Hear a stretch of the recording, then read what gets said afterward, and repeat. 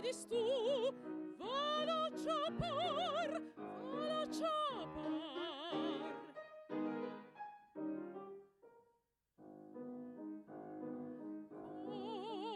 Quella torni me in questa sera, oppur nasconderte ti può l'andar, ti può l'andar.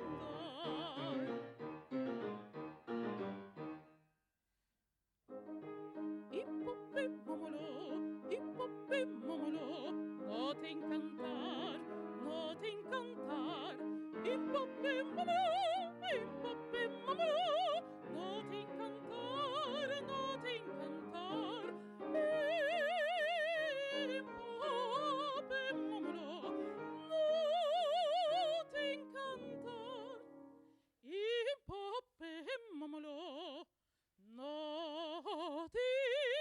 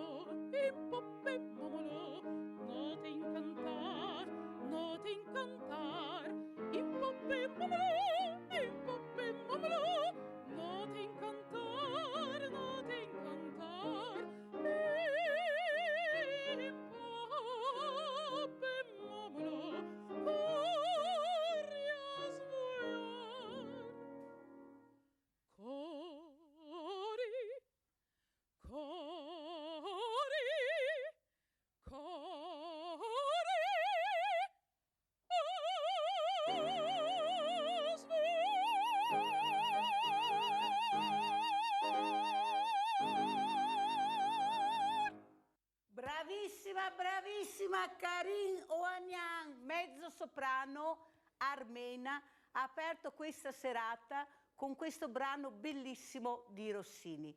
Una serata speciale, come state vedendo. Intanto buonasera, siete comodi a casa, avete già cenato oppure non cenate questa sera perché è la vigilia dell'ultimo dell'anno dove cenerete tantissimo. Ma questa sera il cibo non servirà perché ci saremo noi. Vedrete delle immagini, vi racconteremo delle storie bellissime. Ma guardate quante donne questa sera mi invidieranno perché adesso vi presento gli ospiti. Allora, iniziamo dal presidente del 16° Reggimento di Treviso, Luciano Dorella. Grazie Presidente di essere qui con noi questa sera. Vicino Grazie a lui a voi. Giustina Renier, vicepresidente del 16° Reggimento di Treviso.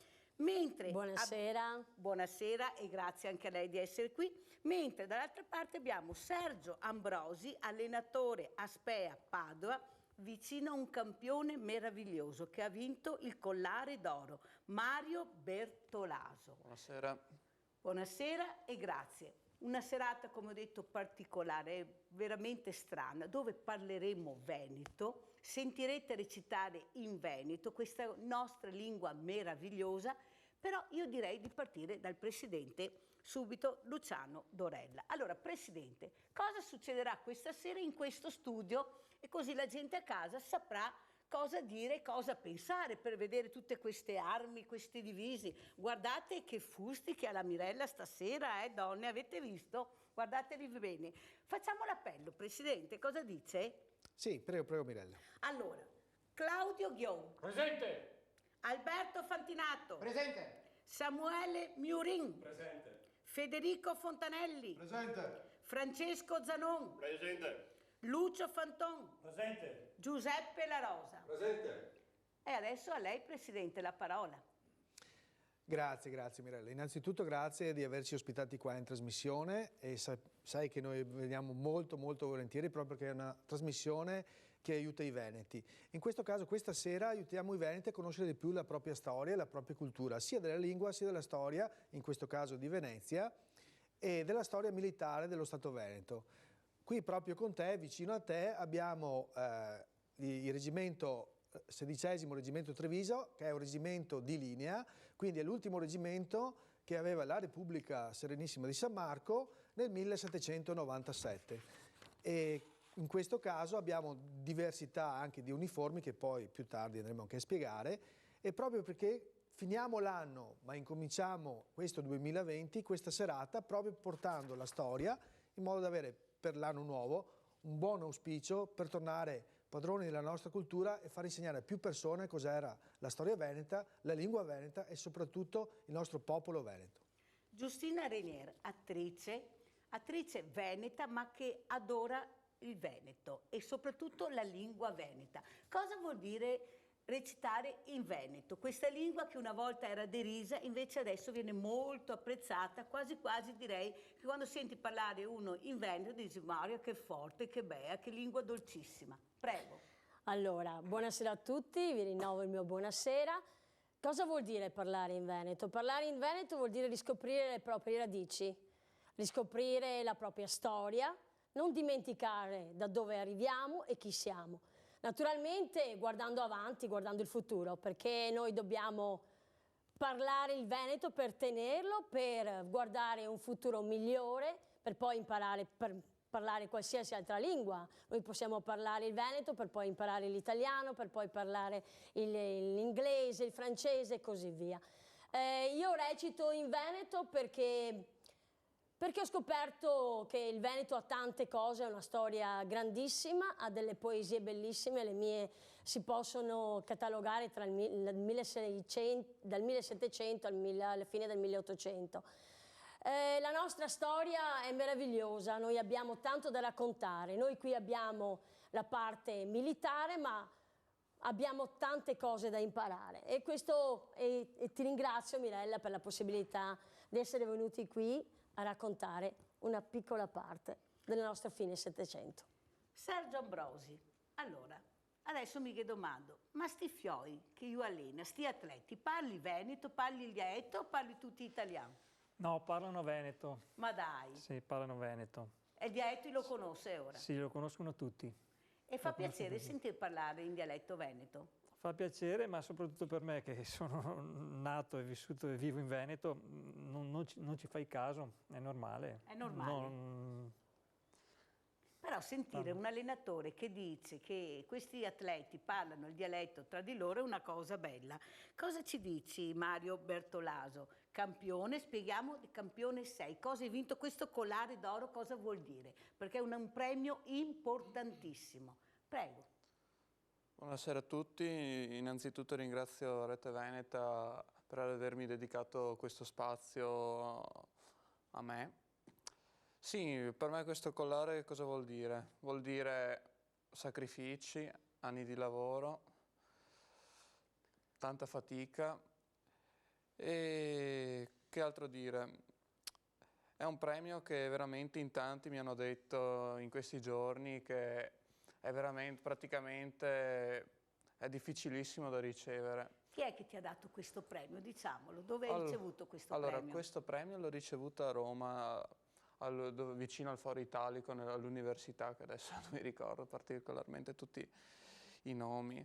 E ho avuto la fortuna, mi ha premiato Conte. Ce l'hai qua il premio, sì, certo, lo facciamo vedere, che è un premio bellissimo, che merita di essere visto perché questo premio, come ha detto giustamente, racchiude tanti sacrifici, tanta fatica, guardate, bellissimo, guardate che premio meraviglioso. Ecco, se vuoi girarlo, bravissimo, che così lo vedono. Guardate che premio, quanta emozione quando lo hai ricevuto. Cosa vuol dire ricevere un premio così importante e prestigioso? Tu fai atletica, giusto? Esattamente. Allora, in quel momento cosa si prova? Questa bandiera italiana, questo tricolore abbinato a questo meraviglioso collare d'oro.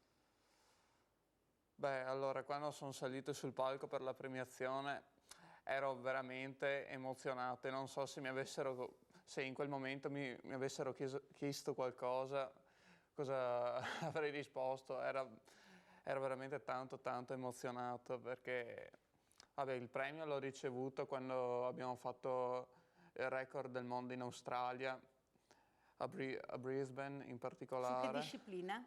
Sulla staffetta 4% Ecco, l'abbiamo così ricevuto. abbiamo anche capito che è disciplina. Perciò tanto sacrificio, come hai detto tu, Sì, tanto però sacrificio, scusami. l'obiettivo raggiunto. Sì, sì, nel prepararla, perché comunque la staffetta, sì, io dico sempre una cosa, in una staffetta puoi anche avere gli atleti più forti, ma se sbagli un cambio sei fregato, c'è poco da fare. C'è molto lavoro Anche dietro di anche una squadra. staffetta, soprattutto di squadra, perché è da quello che viene principalmente, come dire, si vede tutto il lavoro che c'è stato dietro, Certo. anche per entrare in sintonia. Allora, poi io chiederei all'allenatore, deve fare un appello al quale io mi appoggerò, e non a caso ci sono queste guardie che mi stanno vicino, perché sarà un appello veramente struggente. C'è qualcosa che non funziona anche in questo territorio. Questi ragazzi vengono pagati poco, si devono pagare loro le spese e certi non hanno neanche genitori. Parliamo anche di atleti diversamente abili che non ce la fanno a partecipare a determinati concorsi. Perché? Perché non ci sono i soldi, sempre. Però ci siamo noi e questa sera sentirete l'appello. Ma adesso, Presidente, con cosa partiamo? Sì, allora, giustamente per far capire alle persone che stanno guardando in questo momento, questa sera, la televisione, spero che abbiano già mangiato, e quindi cominciamo con la storia. Per far capire cos'era un reggimento veneto e le origini di questi reggimenti abbiamo un breve filmato da mandare in onda, se la regia può gentilmente Siamo già mandarlo in onda. pronti? Perfetto, così allora questo che andrà in onda sarà la storia sintetica dei reggimenti veneti, perché dobbiamo sapere che esisteva l'esercito con tutte le sue componenti, cosa molto strana che pochi sanno, ma in realtà era un esercito molto importante. Prego. Allora guardiamo il filmato.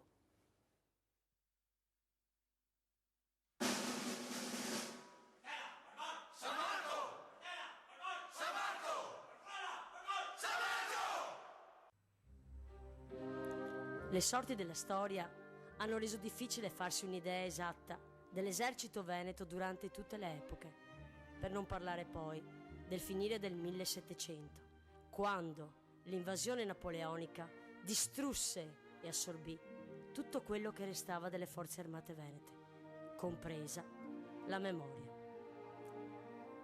Verso la fine del 1700 il Senato iniziò a riorganizzare l'esercito della Repubblica Serenissima di San Marco con concetti più pratici e moderni. La Serenissima, nel 1788, disponeva di un esercito composto da circa 40.000 unità, organizzato con 18 reggimenti di linea, 10 reggimenti nazionali, più uno di compagnie sciolte. I territori dove venivano dislocate le truppe dell'infanteria veneta erano divisi in 4 riparti, ed erano la terraferma, con la Lombardia veneta, che comprendeva Bergamo, Brescia, Salò, Crema, il Veneto con le sue province, il Friulano sino ai confini con la Carnia. Vi era poi il riparto della Dalmazia, che comprendeva l'Istria, la Croazia, la Dalmazia e l'Albania veneta, il riparto del Golfo, che comprendeva le fortezze e le bocche di Cattaro, ora comprese nel Montenegro, ed infine il reparto di Levante, con le isole greche quali Corfù, Cefalonia, la Morea, Candia e altre minori. È molto importante ricordare che tutte queste località sono rimaste sotto il glorioso vessillo di San Marco mediamente 350 anni. I reggimenti veneti venivano riconosciuti col nome del colonnello che li comandava, a parte gli ultimi 4 che presero il nome dalla città di provenienza. Erano il 15° Reggimento Rovigo, il 16° Reggimento Treviso, il 17° Reggimento Padova e il 18° Reggimento Verona. Vi erano poi il Reggimento Veneto Real, gli oltremarini, detti schiavoni, la cavalleria con i dragoni e i croati a cavallo, i corazzieri, il Reggimento Artiglieri e Bombardieri, il Reggimento dell'Arsenal, il Genio Militare, le Cernide, ucraine, truppe queste territoriali a ferma volontaria, ed infine la gloriosa Marina da guerra veneziana, composta da 30.000 uomini. Il reclutamento della truppa veneta avveniva nei mesi di novembre, dicembre e gennaio ed era curata dal capileva. La ferma massima era di anni 6, portata successivamente a 9. I requisiti richiesti alle reclute era avere un'età compresa fra i 16 e i 40 anni, un'altezza non inferiore al 1,60 m, essere di fede cattolica e soprattutto non dovevano aver riportato nessuna condanna penale. La paga mensile era di 8 ducati per il sergente e di 4 ducati per il fante. I gradi presenti nell'esercito veneto erano i seguenti: Feldmaresciallo, che fu assegnato una sola volta allo Schulenburg per l'eroica difesa di Corfù contro l'esercito turco. Massimo grado dell'esercito veneto era tenente generale, paragonabile all'attuale capo di Stato maggiore, seguito dal sergente maggiore di battaglia, suo aiutante di campo e di collegamento. Vi erano poi 4 sergenti generali, divisi rispettivamente per la terraferma, la Dalmazia, il Golfo e il Levante. Un grado particolare spettante solo ai nobili di terraferma era il brigadiere generale, che a sue spese doveva mettere in armi 100 uomini a cavallo. I gradi continuavano poi con il colonnello, il tenente colonnello, il capitano, il tenente, tuttora presente in tutti gli eserciti. Pochi sanno, e nessun libro di testo scolastico riporta le grandi battaglie combattute nel 1700 dall'esercito veneto. Basti solo pensare alla battaglia di Corfù del 1717, dove 100.000 turchi dell'esercito ottomano tentarono di conquistare l'isola presidiata da 5.000 fanti veneti, o la spedizione navale del 1784, condotta dall'ammiraglio Angelo Emo contro i bei di Tunisi, finita con il bombardamento del forte di Susa. Un'altra gloriosa pagina di storia veneta fu scritta nel 1797 con la sommossa popolare conosciuta con il nome di Pasque Veronesi, dove tutta la città di Verona e l'esercito veneto diedero prova del loro valore, combattendo contro il nemico giacobino francese. A San Massimo, Verona, contro i napoleonici, la truppa veneta al comando del colonnello Ferro, composta da 500 fanti del 16° Reggimento Treviso, 250 dragoni a cavallo e un reggimento di schiavoni del reggimento Médin, riuscì a fermare l'avanzata francese e dopo sanguinosi combattimenti rientrò a Verona con 150 prigionieri francesi. Altre importanti battaglie furono quella di Desenzano, Brescia, dove il generale Maffei, dopo una vittoria iniziale, dovette ripiegare verso Verona, quella di Salò, Brescia, dove anche qui l'esercito veneto diede prova del suo valore contro i napoleonici.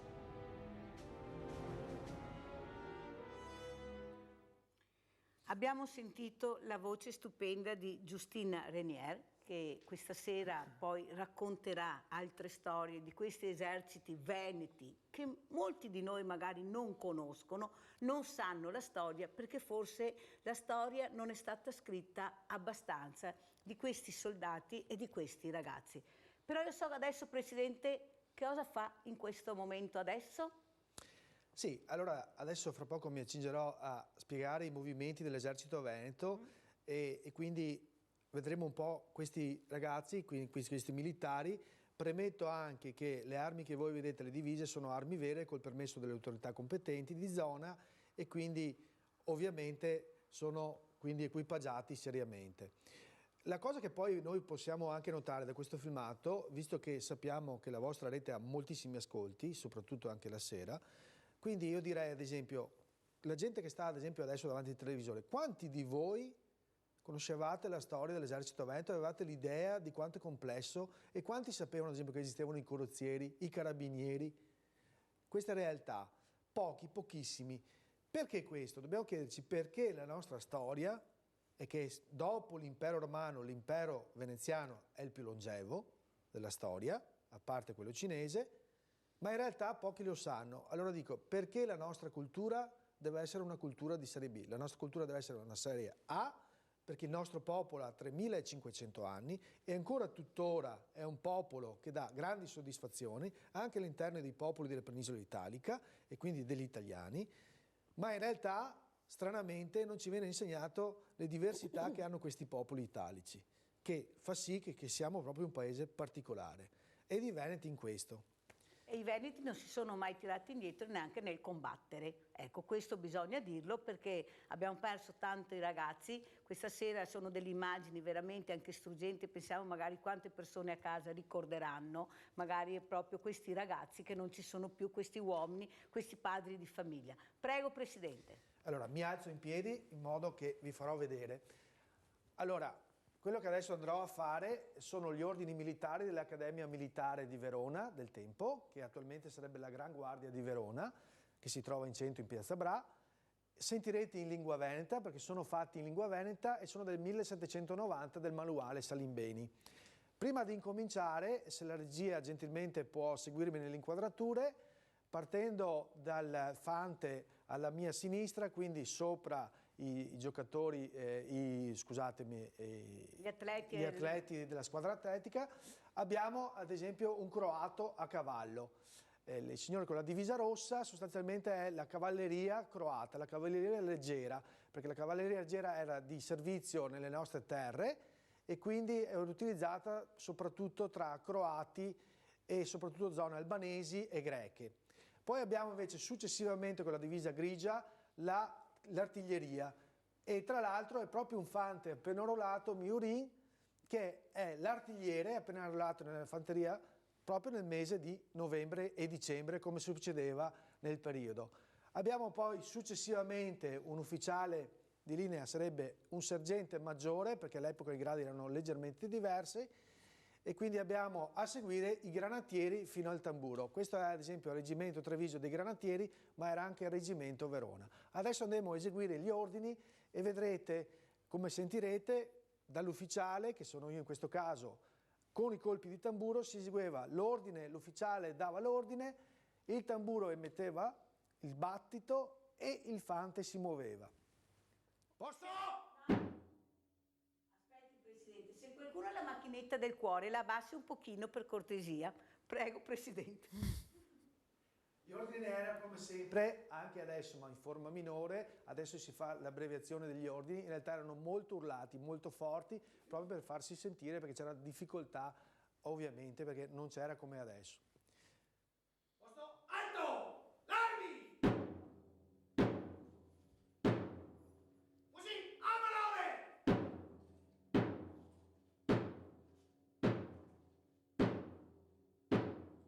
Presenta l'arma!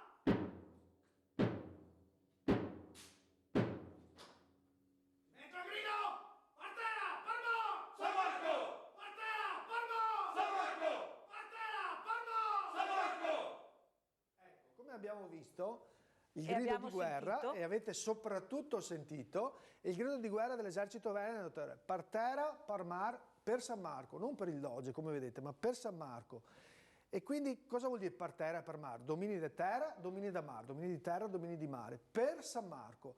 Perché in realtà lo Stato Veneto aveva questa capacità di essere un Commonwealth di tante realtà e anche di tante culture e di tante addirittura popoli, di tanti popoli. Sentirete poi anche da Giustina Renier le poesie e tutto quanto, soprattutto quanti popoli erano insieme, ma tutti uniti sotto la stessa bandiera, la bandiera di San Marco, il nostro evangelista. Quindi ovviamente cristianità, ovviamente perché per l'epoca parliamo, ed è una bandiera che è l'unica bandiera al mondo con scritto pace. E questo vuol dire tanto. E perché Venezia è durata così tanto? Perché sapeva, oltre ad usare le armi, ma usare molto la diplomazia che lei stessa ha inventato. Gli ambasciatori sono diventati del sistema veneziano e hanno avuto una grandissima capacità di gestire la situazione anche con le guerre. Poi, ahimè, come sai tu benissimo, che è caduta nel 1797, ci sono stati combattimenti con l'esercito, come avete sentito, però la realtà è che questi uomini, come dopo gli stessi veneti lo faranno per l'Italia, daranno la loro vita comunque per quello che credevano, per il loro popolo, che in questo caso è il popolo veneto. Giustina Renier, adesso Sì? entra... Partera! Sì. gli ordini, giustamente Presidente. Vedete cosa vuol dire storia? Allora, Giustina Renier, abbiamo sentito di pace, abbiamo sentito di popoli che combattevano, non si guardava il colore e ci si integrava. Cosa vuol dire per lei che parla la lingua veneta, ma la racconta con queste storie bellissime, l'emozione di rivedere, di risentire i suoni, le parole e la storia della Serenissima? La storia, quando si inizia a conoscere la nostra storia, ci si innamora.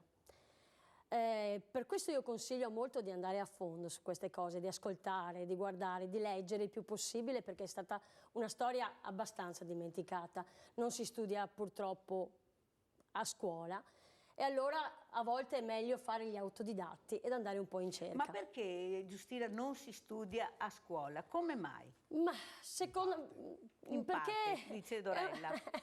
è proprio un punto di domanda, è stata un po' dimenticata, è stata un po' lasciata proprio non raccontata più. Abbiamo avuto tante altre cose da raccontare, come sai benissimo anche alle elementari ci si ferma soltanto al periodo di Roma, quindi non si va neanche più avanti. Abbiamo ristretto la storia, comunque vada in quasi tutte le materie, in quasi tutte. Tanto che una mia amica ha detto per studiare la storia ho dovuto aspettare che mia figlia andasse al liceo. Ecco. Quindi è già un problema di per sé stesso. Però ci deve essere anche dentro di noi la consapevolezza, e parlo di noi tutti veneti, la voglia di andare ad approfondire, perché strumenti ne abbiamo tantissimi, abbiamo la rete, abbiamo internet, abbiamo tutto quello che vogliamo, quindi se abbiamo voglia di conoscere di più basta fare poco. Però noi vediamo che qui c'è un esercito, vuol dire Sì. che anche questi ragazzi giovani, meno giovani, perciò sentono, perché vestirsi, dicono oh ma noi altri non dobbiamo combattere, se vergogniamo, invece qua vediamo una cosa completamente Certo, diversa. certo. Allora com'è che questi ragazzi arrivano a voi? Ecco, da noi arrivano, questo è molto particolare, da noi arrivano da tutte le parti del Veneto. Noi nella nostra associazione li abbiamo, che sono da Rovigo, da Padova, da Treviso, da tutte le parti del Veneto. E arrivano, all'inizio magari ci si innamora della divisa, perché la divisa è bella, o si è appassionati di armi, però quando si entra, e questa è la cosa bella, quando si entra nel XVI si inizia a conoscere che cosa? A conoscere la nostra storia.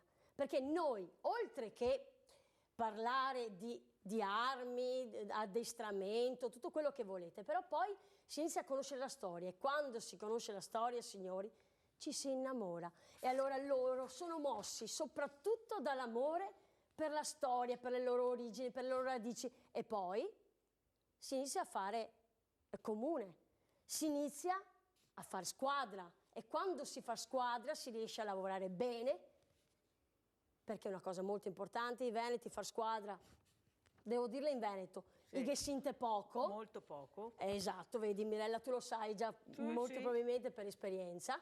Quando si inizia a far squadra si inizia a lavorare bene, ad avere dei risultati. Ma può essere, Giustina, che questi ragazzi in famiglia hanno avuto una loro storia di qualche familiare e sono stati anche un po' accompagnati in questo percorso per ricordare anche le persone che magari non li hanno più, che sono morti? Probabilmente sì, perché ovviamente sai che i veneti sono andati a combattere dappertutto, Sì. ci sono dappertutto, quindi un attimino a livello militare qualcuno ha, anche tra i nostri comunque qualcuno che arriva dai carabinieri, qualcuno arrivano anche dalle parti militari, devo dirti la verità. Però poi ci si aggrega, È ci un si amare innamora. questa bandiera, Certo, ecco, veneta, certo, anche certo, quella. certo. Se posso, Però, Mirella. sì, prego, Presidente. Bisogna un po' capire un po' il meccanismo, nel senso adesso la nostra associazione è un'associazione molto grande, conta circa 170 iscritti, però raccoglie Quanti, Presidente? 170, Ecco, però raccoglie 170. ovviamente molto dalla parte dell'esercito, abbiamo un'ari, fanterie, artiglierie, arrivano soprattutto anche dalla parte militare, però arrivano da tutte le realtà, abbiamo sindaci, abbiamo un magistrato, abbiamo diverse realtà. Però, ad esempio, posso portare l'esempio e potrò dirlo, anzi, possiamo chiederlo direttamente, lei, proprio alla sua sinistra, ha Dalla Rosa. Dalla Rosa lavora in Banca d'Italia, è appassionato di storia e in più ha origini, se non sbaglio, dalla Sicilia. prove, ad esempio, Della Rosa mi può dire tranquillamente, le può anche dire, se le passa pure il microfono. Ecco qua il gelato, prego Della Rosa. Allora, cos'è che l'ha spinta ad arruolarsi, diciamo, in questo esercito? È la consapevolezza che noi siamo in un popolo dove c'è una storia per essere importante che nessuno di noi conosce. E quindi nella conoscenza c'è la libertà, nella conoscenza c'è la crescita e nella conoscenza c'è anche la voglia di andare avanti per divulgare la storia. Se uno non conosce la storia non può avere un futuro. Io penso che questo sia importantissimo, quindi ringrazio Luciano e Giustina in questa opportunità, io sono molto emozionato, è la prima volta che sono qui, però ci tengo a dire che insomma questo è importante, fare squadra, fare gruppo, dare la possibilità ai ragazzi di capire che c'è un passato su cui non bisogna vergognarsi, essere molto orgogliosi anzi, e questo è quello che poi a me ha spinto per fare questo tipo di passo. Allora sentiamo un altro ragazzo vicino a lei, sentiamo cosa ti ha spinto ad arruolarti. Allora, a me ha spinto ad arruolarmi la mia passione per la storia, principalmente per tutte le... Quanti anni hai? Io ne ho compiuti da poco 18. È il più giovane arruolato. Bene. E sono 4 anni che faccio eventi di questo genere. Tu hai studiato questa storia veneta? Io molto di parte, perché studiamo la parte del doge, com'è che veniva eletto, e basta, sostanzialmente. Poi ci si ferma là. Sì, neanche Lepanto parlano battaglie di questo calibro. Perciò tu hai avuto proprio voglia di andare avanti, di scoprire questo mondo che è la nostra storia, che non conoscevi, però che capivi che c'era qualcosa che tu non sapevi e volevi sapere. Sì, mi è successo con molti altri eventi, però questo mi ha interessato particolarmente, poiché vedendo le pagine che venivano quasi strappate dal libro per non raccontare la storia dell'impero di Venezia, questa cosa ha stuzzicato la mia curiosità, diciamo. E sei qui questa sera appunto arruolato per conoscere sempre di più questa storia veneta. Passa il gelato, ecco, sentiamo adesso nome e cognome? Fanton Lucio. Allora, per lei arruolarsi cosa vuol dire? Arruolarmi. Non so mica buon parlare in italiano. Sì, parla il dialetto, bravo. Mi parlo in veneto perché sono finalmente, veneto e vabbè, che parlo bravo. così. No, l'arruolamento mio è stato un po' particolare perché mi sono trovato a Verona quando che c'era sta diciamo le Pasque veronesi, ma io non lo sapevo. Sono arrivato e smontato dalla macchina qua moglie e la figlia, sentivo una cannonata, ho detto qua. Cosa succede? Cosa succede? E niente, e poi camminando così ho visto l'esercito, ho detto ma non sapevo neanche di cosa era, insomma mi sono informato piano piano e poi... Continua a parlare veneto, poi stasera che devo parlare veneto, invece sono in no, italiano, cioè se dovevo tornare in Drio, Però te capisci anche che sono un po' emozionato. Non sta, non importa, ti va avanti, parla comunque, col cuore che casi ti capisce benissimo. Dopo, parlando così in giro con gente qua, ho visto che vicino in casa mia che c'era uno, il nostro Alfiere, che abitava lì e insomma piano piano sono entrato a far parte anche a me ti hai detto voglio fare parte di questo esercito. Dopo l'amore per San Marco, l'amore per tu moglie, tu figlia cosa ti hai detto? Ti sei amato? No, assolutamente, anzi mi appoggia. Tu ti piace? Non gli viene mia Drio perché quando che ti fai una parata la si lunga, estremamente lunga. Però sei orgoglioso di sì, assolutamente. Bene, sì, allora passiamo il gelato da questa parte, grazie a te. Mi raccomando, parlare veneto, poi siamo partiti, Presidente, qua con l'italiano va mia bene. Madonna, guarda che fusto che ho qua. Quanti anni? 38. Aspetta che taglio il microfono, che se parte questo aiuto. E ti cosa sei che ti ha spinto a arruolarti? Come ti chiami? Francesco Zanon. Francesco Zanon. Mi ho scoperto il reggimento anche a me per caso, a Valleggio sul Mincio ancora, penso 10 anni fa. Per caso, e dopo ho seguito Drio e Quinte, e dopodiché col tempo questa che altro sono riuscito a unirmi, a approfondire e portare avanti e essere contribuente della cultura veneta insieme con tutta la mia famiglia. Ma i veneti, i patrioti, secondo te? Dio, sì, un po' confusionai, ma i patrioti, diciamo, nell'anima veneta che è sempre le nostre radici. Diciamo che come tutte le radici un attimo a svanghettare e da riscoprirle meglio, ecco. Cosa vuol dire per te indossare sta divisa e te ne è rimasta arma? C'è un orgoglio non indifferente, per me c'è una roba, un'emozione ogni volta, ogni parata, sempre un'emozione perché mi torno in Rio dei 300 anni quando porto in Rio questa divisa qua e è sempre un'emozione perché penso ai miei avi, penso che porto avanti tutti i suoi sacrifici, tutto quello che ha fatto. E sì che è giusto ricordare, essere coscienti, non far mai morire sta roba qua come non faremo morire tante altre robe, insomma. Bravo. Adesso andiamo a trovare Claudio Ghion. E ora Claudio, e ti cosa sei che ti ha provato nel momento che ti ha indossato sta divisa? Ti te rappresenti?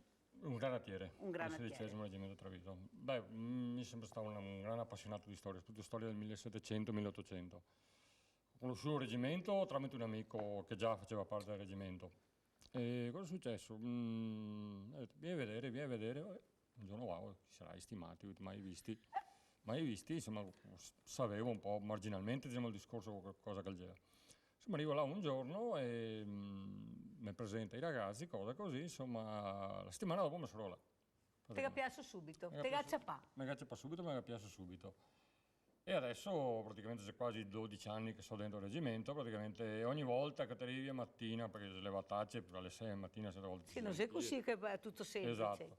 Ti arrivi là, ti inizi a mettere la divisa, le scarpe, il gilet, le ghette. E più che te vesti, più te senti cominci a entrarne a parte. Ti senti Adesso dentro combattere, proprio qualcosa che è indescrivibile. Ascolta, io dice, mi non vo a combattere, invece voi altri non combatta. Noi altri, il gruppo del 16° fa anche rievocazioni di battaglie storiche. E che c'è tantissima gente che viene vedere. Sì, soprattutto nella zona del Veronese, ci sono state la maggior parte delle battaglie state là, diciamo, contro l'esercito napoleonico, Pasqua Veronesi, cose così. Parecchia, molta gente che viene a vedere appassionati proprio da storia soprattutto. E dopo, quando chi si avvicina, inizia a chiederti per cosa, per come, per questo, per quello. A volte si spiega. E si spiega e si insegna la storia in questo modo. Grazie. Adesso siamo con Federico Fontanelli. Giovane anche tu, quanti anni? 20 anni. E ti cosa ti ha fatto rollare sto esercito? Pensavo che fosse dei matti all'inizio, invece dopo? No, amico, ho trovato su internet la locandina del bando dell'arruolamento e mi sono interessato a guardare perché mi piace molto la storia e soprattutto la storia militare. E quindi sono andato a vedermi sta cosa che era sto reggimento. E ho visto un po' di video, un po' di robe così e ho deciso di chiamare Ciano, comandante, per arruolarmi perché mi era certo venuta che voglia tosto sto comandante, visto che ordini che dà, se sbagliare. Se sbagliare.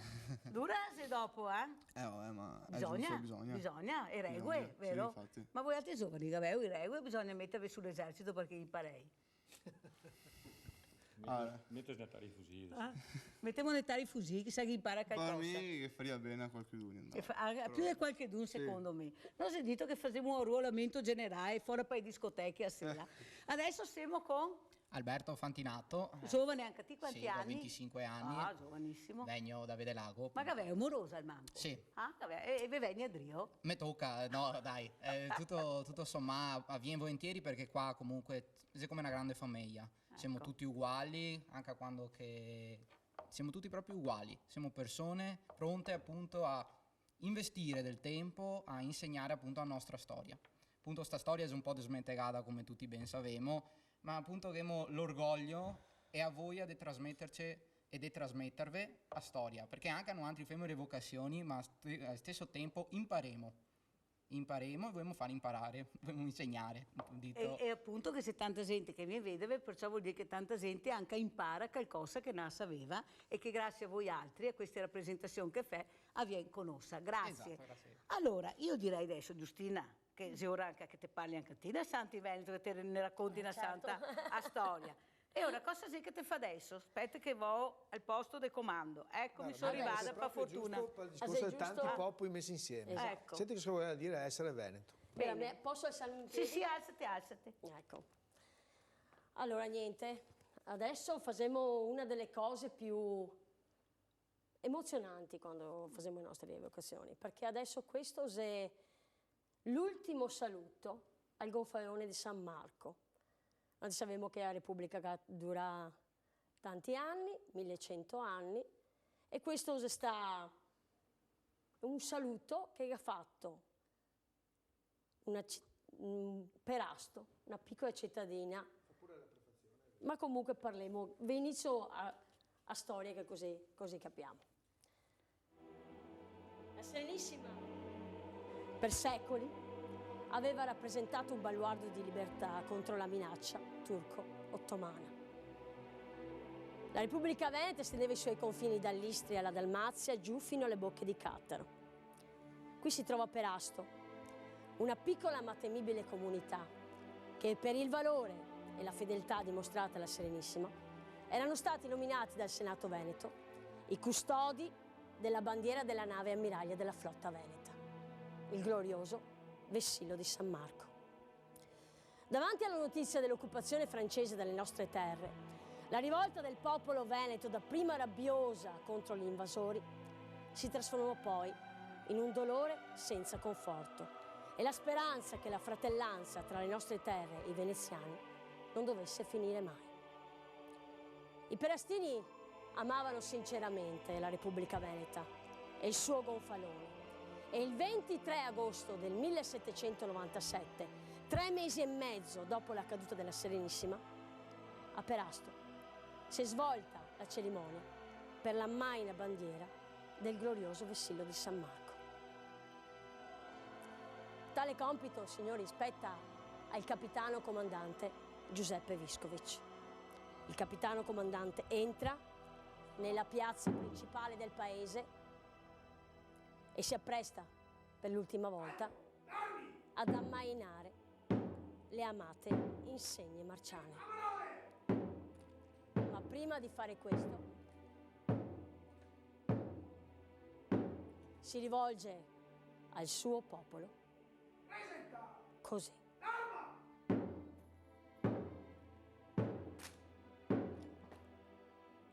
In sto amaro momento, in sto ultimo sfogo de amor e de fede al Veneto Serenissimo dominio, e il gonfaeon de Serenissima Repubblica ne sia de conforto, o cittadini, che a nostra condotta passata, che quea de sti ultimi tempi, rende più giusto sto atto fatale, ma virtuoso, ma doveroso per noi.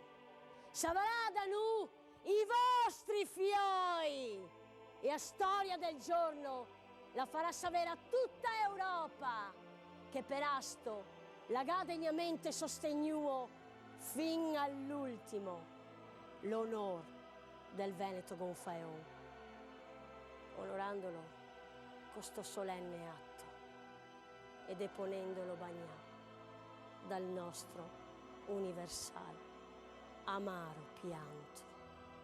Sfoghemose cittadini, sfoghemose pur, ma sti ultimi sentimenti che sigilla la nostra gloriosa carriera corsa sotto il Veneto Serenissimo governo, rivolgemosi a sta insegna e su Dea sfoghemo il nostro dolor.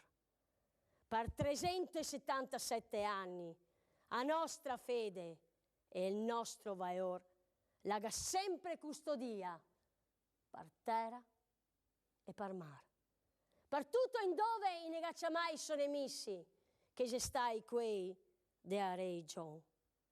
Per 377 anni a nostra fede e nostre sostanze e il nostro sangue e se sempre stai partì San Marco e felicissimi sempre se gavemo reputà ti con u e nu cotì e sempre cotì sul mar nu siamo stai illustri e virtuosi. Nessun cotì ne ha visto scampar, nessun cotì ne ha visto vinti e spaurosi. Ma questi ultimi sentimenti che sigillano questi ultimi giorni, infelici, per imprevidenza, per diserzione, per arbitri illegali, per vizi offendenti a natura e del giusto dei senti, vi te che avesse cava via. partì in perpetuo se ne restare le nostre sostanze e il nostro sangue e vite nostre. E piuttosto che veder te vinto e disonorato ai tuoi, e il coraggio nostro se gavarissimo seppe io sotto di te. Ma se che altro partì non ne resta da fare, è il nostro cuore, sia l'onoratissima tua tomba e il più puro e il più grande tuo elogio sarà le nostre lacrime per sempre, per sempre, per sempre. Viva San Marco! San Marco! San Marco! San Marco! Bravissima, bravissima Giustina Renier, che te ne ha fatto batta il cuore con queste parole, con questo senso proprio che te sia entrata ne a parte, ne pare arriva anche a noi altri. Sei in fase adesso, ecco, che il comandante che ha dato l'ordine, ma soprattutto quanto che te credi in quello che ti si deve dire. Ecco, se sente proprio che te credi, indipendentemente dai parole, proprio a storia veneta. Presidente, mi devo fargli i complimenti, a parte il comandante, perché facciamo bene, per carità, che non mi dà ordini, dopo sbagliai, perciò qua... Però mi pare che tutti stiate tosati qua, d'ore, qua Mirella sempre in piedi, fermi, giusti, e sia proprio anche ora entrai ne a parte. Cosa vuol dire far squadra? Perché io si riuscivo a far squadra, mica semplice. Sì, allora bisogna dire, visto che vuoi che parliamo Veneto, sì, beh, diria, perché sennò... E ora se musichiamo in casa e parliamo Veneto. Allora, quello che si vuole dire ovviamente, è chiaro che fa squadra, poi i Veneti, anche se in realtà è una parte di squadra. Se dobbiamo pensare che ad esempio la nostra associazione che ha fatto su 580 comuni, ne ha fatti 315 fin adesso, quindi abbiamo fatto più della metà del Veneto. E tante amministrazioni mi ha dato una mano, perché comunque amministrazione, devo dire anche abbastanza interpartes, cioè che quindi su tutti questi eventi, sia a sinistra che a destra che al centro che a Lega, ha aiutato tutti quanti, perché ricordo sempre che prima di tutto si è Veneti, dopo si è tutto il resto. E quindi la storia è una storia di tutti. E tutti quanti devono avere la propria storia. Questo partendo soprattutto dalle femmine, che dentro le famiglie conta tantissimo e deve abituare i fioi e i mariti a contare portare. qualche cosa fuori per sa Presidente. No, ma soprattutto all'interno delle famiglie, che c'è ancora Mm. l'importanza, perché se, a parte chi insegna ad esempio al figlio, è sempre la mamma che sta a pedrio, quindi soprattutto le donne che hanno importanza. Tanto questo è vero che la Repubblica sapeva questo. Quello che avevi appena sentito, ad esempio, è l'amore che avevano i croati, perché parliamo che queste terre qua, adesso questo discorso qua è stato fatto in lingua lirica inizialmente, dopo tradotto in veneto, ma era un saluto a Corà di quello che poi era essere della Repubblica di San Marco. E ancora adesso i legai. E quanti popoli erano legai? E questo dimostra che ha saputo fare la gestione di un territorio, dando un'ampia autonomia a tutti i territori, addirittura che poteva addirittura battere anche moneta a parte. Quindi in realtà, proprio per questo che credeva nella cultura diversa, fatta da tanti, ma per un unico scopo, quello di San Marco. Infatti si diceva i Marcoini, proprio perché era San Marco che univa. I Veneti adesso riesce a farlo. Devo essere sincero che in realtà che c'è la volontà della cultura anche dentro le scuole comincia a cambiare tantissime robe. Furia de batta. Sì, però bisogna avere il coraggio di tirare fuori. Questo ad esempio, un ragazzo giovane che è un campione, un atleta, insieme a un suo allenatore, che sicuramente immagino che sia stata una difficoltà enorme arrivare a un risultato.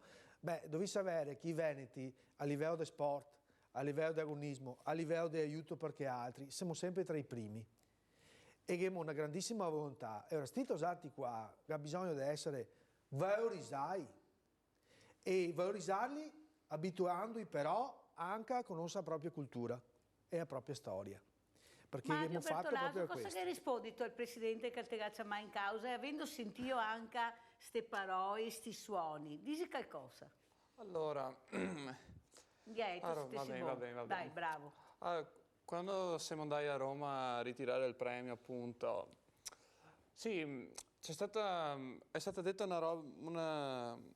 una roba molto bella, che un po' noi altri non siamo abituati a sconfitta, e se sbagliare sta cosa, perché comunque noi dobbiamo forgiarci dalle nostre sconfitte. È un po' difficile parlare. No, se cresce anche facendo sconfitte, subendo sconfitte, Sì, dopo te cresci e ti impari, che se non vedi sconfitta non ti impari mia, eh? No, E l'allenatore dice che hai ragione, cosa dici? Sì, Mario è un atleta che sa sfruttare bene le sue potenzialità, intanto partiamo da questo. Spieghiamo anche chi che sei, perché bisogna anche capire chi che abbiamo qua stasera. Dai. Mario è un atleta veneto che con la nazionale italiana ha rappresentato l'Italia e il Veneto nel mondo. Perché nel 2019, proprio a Istanbul, campionati europei indoor, ha conquistato l'oro nella staffetta 4x200. Ecco. Finalmente abbiamo capito, perché io sono molto modesto, ho capito che dovevo andare dall'allenatore per sapere robe.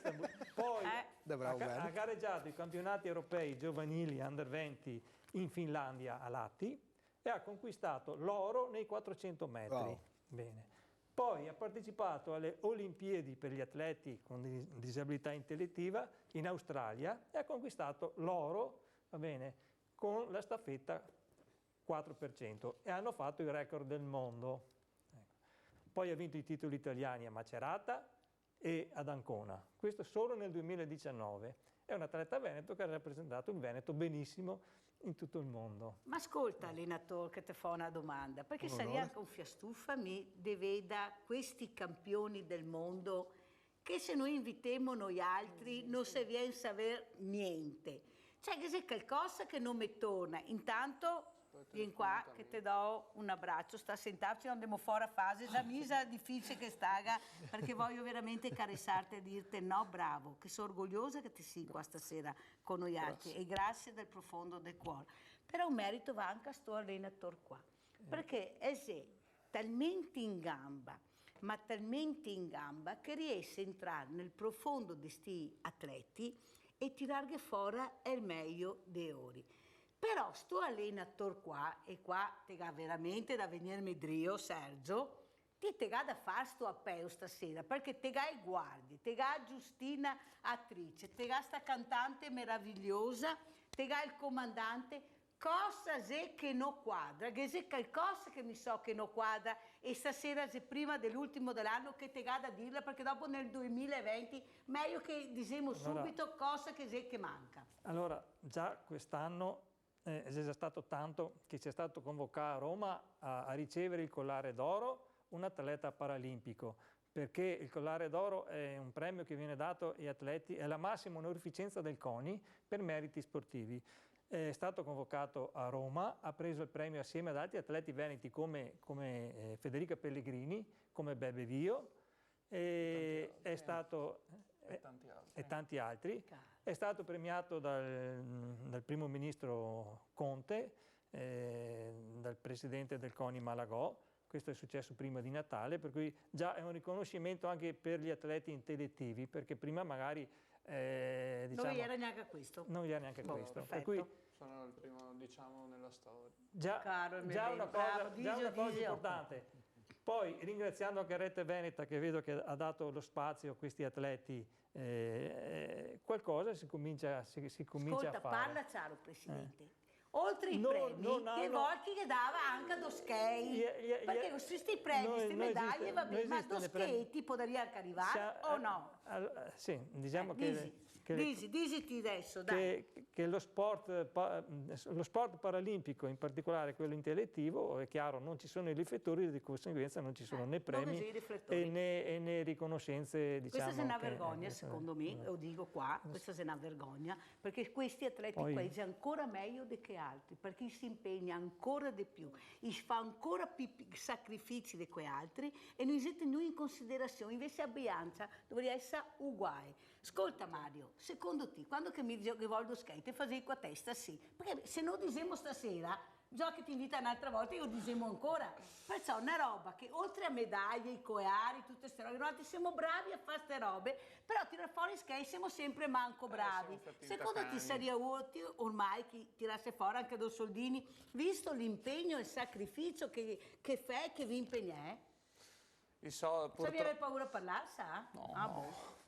No, come sempre, vabbè, i soldi stanno alla base di tutto, però qualcosina in più magari cioè qualche soldino in più mi piacerebbe vederlo, perché insomma, cioè, se fa fatica, come dire... Esatto, e tanta si fa anche tanta per- fatica. Non solo, ma si devono Sì, ma- autofinanziare. Beh, pensavo.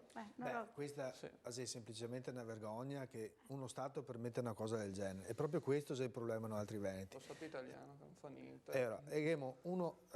Il Veneto dà una differenza di 17 miliardi di euro, no? 17 miliardi di euro. Allora trovo assurdo e vergognoso che nel 2020 che sia ancora persone che hanno capacità così, allenatori e società che riesce a portare, perché ricordiamoci che tutti i problemi che ha la gioventù di adesso, questi sarebbero esempi. E se non si cura gli esempi, non possiamo pensare che dopo sia meglio, sarà solo peggio. Quindi in realtà è vergognoso anche istituzione. Adesso mi spero che magari Luca o altri della regione sia di guardare la trasmissione. Ma bisognerebbe pensare a queste robe qua, perché questi sono esempi. Ma soprattutto perché tiene in alto il nome del Veneto, perché questi vinsi medaglie Proprio d'oro questo. nel mondo e quando chi gli domanda da dove vieni, tu gli dice vengo dal Veneto, cioè Veneto veramente Come dovrebbe migliore. fare anche la stessa Pellegrini, secondo me, bisogna che imparassimo a portarsi a bandiera veneta e far come che fa tanti atleti di tanti stati, li porta a bandiera nazionale, ma anche da quello del suo popolo che arriva. Perché si riceve, stranamente, riceve sempre male più del suo popolo che del resto. Quindi sarebbe meglio, soprattutto le nostre istituzioni venete, che dare una mano a queste persone. E dopo magari queste persone portano la bandiera ancora con più volontà veneta. Però bisogna che impariamo che se facciamo squadra bisogna anche aiutarsi, non parlare e basta, perché sennò finisce a se stessa. E non può essere sempre in televisione oppure a Mirella o altri come a Mirella in giro per il Veneto. Perché purtroppo non tutti sono così. Che capisce che c'è anche questi problemi. Ma insomma. quando che voi altri vi incontrate con che altri atleti, diciamo quelli... Sì, che vengono No, da tutti i normali, toni. perché normali sei più voi altri che ori, secondo me, sei molto più normali. Ma quando chi guarda, cioè come si chi vi guarda sti atleti? Cioè, cosa è che senti quando che vi guardavi scambiare magari una stretta di mano, un saluto? Come si chi vi Come i guarda? normodotati, tu dici. Sì. Che secondo me Bisogna... bisogneria innanzitutto dare ancora più cultura, secondo me, dare ancora più cultura. No, invece secondo me, vedo anche dallo Stato italiano, non dà cultura a sufficienza su ste robe. Bisogna dare invece cultura ai giovani. Sì, perché a me mi pare che quando anche che ti vedi, pare abbastanza indifferenti, cioè come dire... vabbè. Perché si abitua all'indifferenza di tutto, perché si abitua, stanno altri più adulti a L'errore insegnare. dei grandi non è dei Non giovani. vostro, siete noi altri. Di noi altri che non avevamo fatto apprezzare certe cose a voi altri. L'errore è nostro. Qua non è che vi voglia tanti skate, bisogna avere esatto. testa, bisogna avere testa e far capire. Ascolta, che più appunto- che dire chi vi dava lo schio, dicomi dopo, ma proprio... Digati, Mirella. E se noi vi da ora, fa la grande famiglia Drette Veneta vi aiuterà, perché mi so, e lo ripeto stasera, che se fioi giovani così, che ha tanta voglia di fare, ma mica i skate, perché deve autofinanziarsi. E siccome chi si anche senza genitori, non ha parenti che li sovvenziona, questi qua che tocca star a casa, ma vi pare una roba normale. E ora qua interveniamo noi altri, come al solito. Noi altri non domandiamo niente, si rangiamo perché siamo una grande famiglia, la grande famiglia di Rete Veneta, che è talmente grande e aiuta talmente tanto che forse fa vergognare qualche duni. E ora, Giustina, adesso se Dio chiudersi a prima parte, con cosa chiudiamo a prima parte? La chiudiamo con una roba particolare. Dai. Il comandante prima ti ha parlato dell'importanza delle donne, ti ha parlato delle donne. E stasera voglio proprio questa dedicarla alle donne. Allora, questa è una poesia che è stata scritta nel metà del 1700. Ha a che fare con i militari, Questa è una storia di una certa Lucia di San Trovaso, veneziana, che aveva visto partire il suo uomo per la guerra. E se ne stata sola. E si partito con l'ammiraglio Angelo Emo verso Tunisi, le prime coste dell'Africa. E aveva detto, mi non riesco a stare da sola. Cosa faccio? E cosa fa? Decide di vestirsi da soldato, pensiamo che siamo a metà del Settecento, e imbarcarsi sua prima galea che parte. Su sta leggenda non si sa che Lucia non torna più a casa, perché sappiamo si trova una donna su una galea vestita, che fine che può fare? Prigioniera probabilmente, però questo è il mito di questa donna che si partia. E prima di andare via cosa fa? A saluta al mare, a saluta sotterra, a Venezia, a che dice, sono stata giovane, ho visto robe belle, però il mio cuore mi porta di là del mare, a trovare il mio uomo. Non tornerà più, però prima di andare via, a saluta al mare, e a che domanda il miracolo di poter tornare. Prego.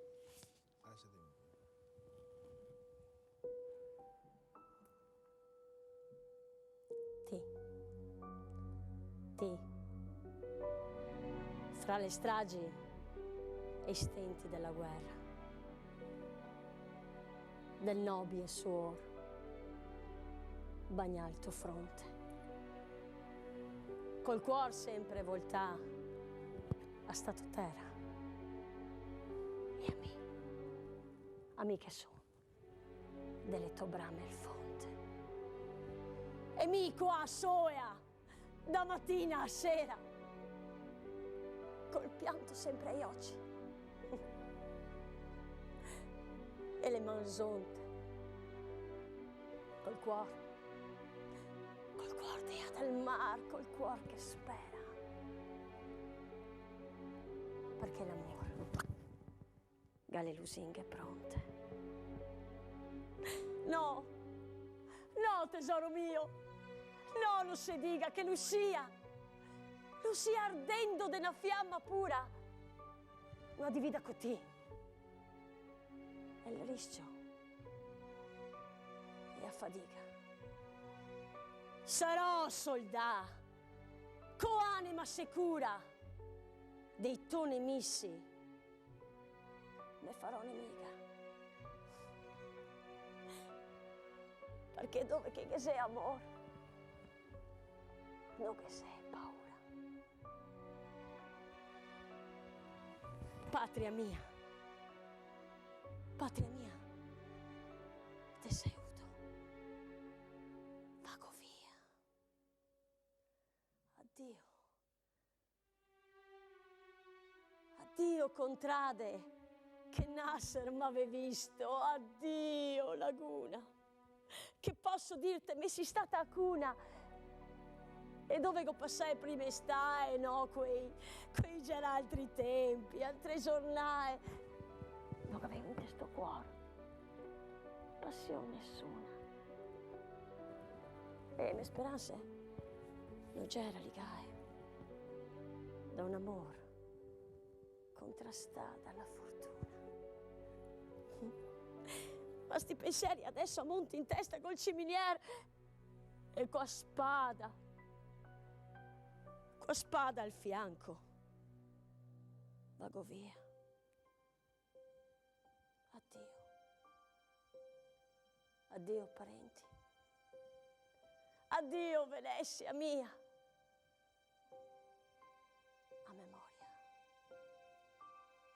A memoria fe che te mi veresta.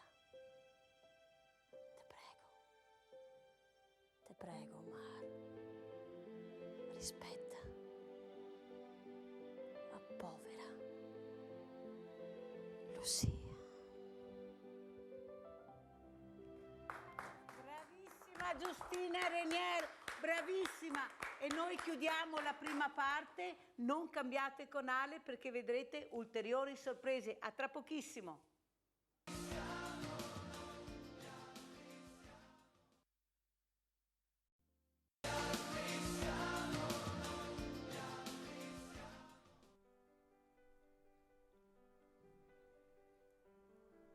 Un giorno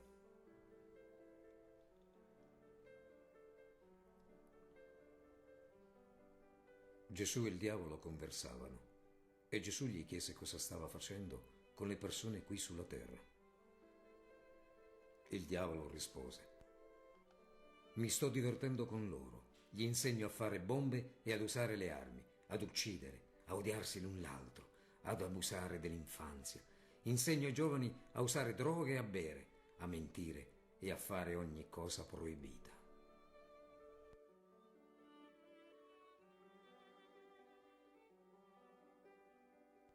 Mi sto divertendo tanto.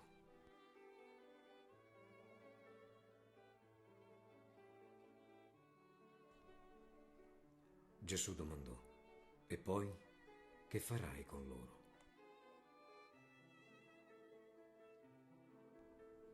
Dopo la farò finita con tutti.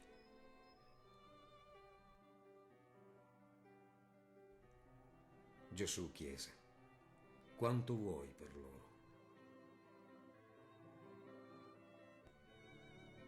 Il diavolo gli rispose: non dirmi che ami queste persone. Sono traditrici, bugiarde, false, egoiste ed avide. Loro non ti ameranno mai veramente. Ti bestemmieranno e sputeranno sul tuo volto. Ti disprezzeranno e non ti terranno in nessuna considerazione. Quanto vuoi per loro, diavolo?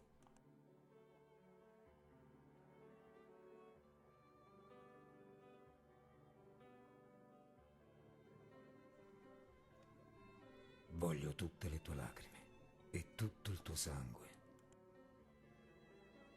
Detto, fatto. E Gesù pagò il prezzo della nostra salvezza.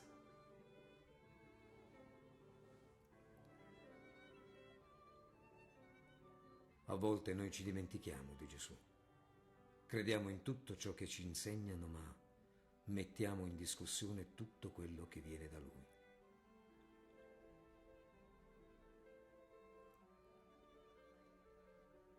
Le persone si mandano scherzi per email, passandoseli l'un l'altra alla velocità della luce. Ma quando il messaggio è su Dio, le persone ci pensano 2 volte prima di mandarlo e condividerlo con altri. Molti dicono di credere in Dio, ma in realtà cosa fanno per Lui? È vero, Gesù non è un argomento che le persone vogliono ascoltare. Ricorrono a Gesù solo quando si trovano in grandi difficoltà.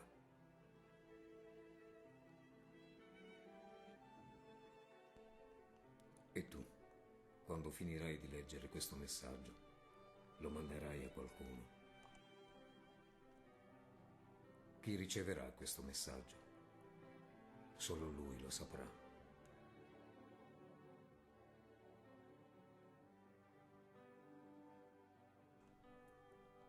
Non temere, figlio mio, sarò sempre con te, anche quando credi di essere solo. Che la pace sia con te.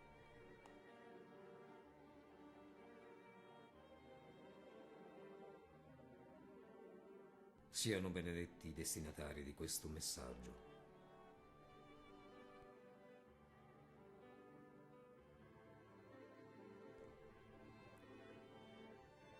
Un abbraccio.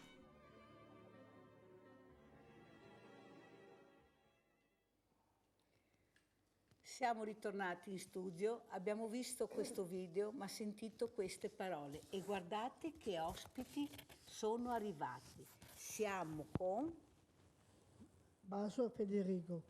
E chi sei tu, Basso Federico? Campione? Campione d'Italia, re Cottoliano. Avete capito? E poi vicino a te chi c'è?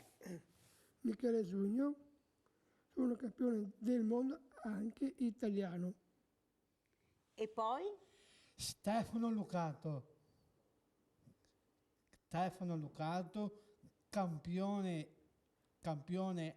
italiano della nazionale l'Italia e anche famoso sulla marcia in Finlandia. Avete capito che ho qui vicino a me?